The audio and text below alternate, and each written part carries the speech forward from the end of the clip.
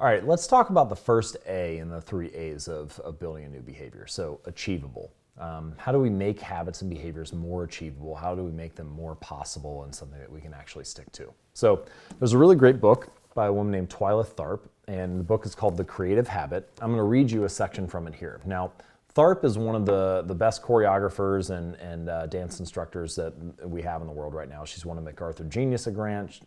She's done a variety of shows across Broadway, many other really spectacular plays. So she's highly respected in her field. And she does a really interesting thing with her morning routine and the habits that she sticks to. So let me read the quote to you now. She says, "I begin each day of my life with a ritual. I wake up at 5:30 a.m., put on my workout clothes, my leg warmers, my sweatshirt, and my hat. I walk outside my Manhattan home, hail a taxi, and tell the driver to take me to the Pumping Iron Gym at 91st Street and 1st Avenue, where I work out for 2 hours. The ritual is not the stretching and weight training that I put my body through each morning at the gym.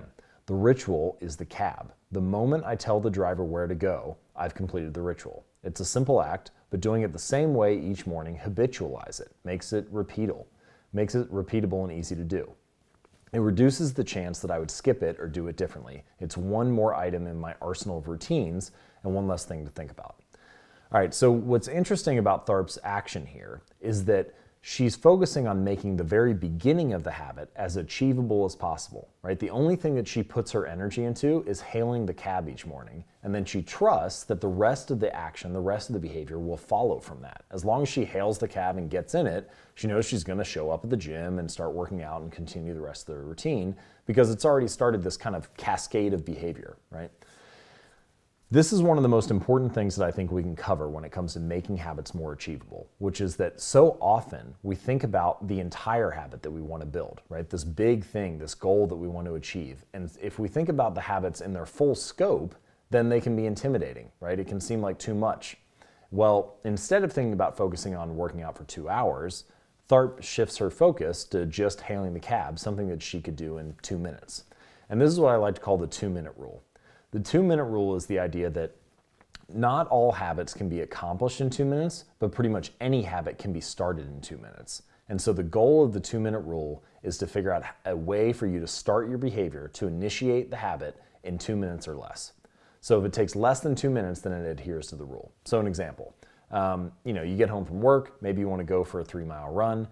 That sounds really good, but once you get home from work, you're exhausted, you're tired, and the idea of going for a 45-minute run or a 30-minute run or however long it would be seems intimidating to you. Thinking about the habit in its full scope seems like too much work. So instead, focus only on the first 2 minutes, right? Putting on your shoes, tying them, getting your water bottle, and stepping out the door and closing the door.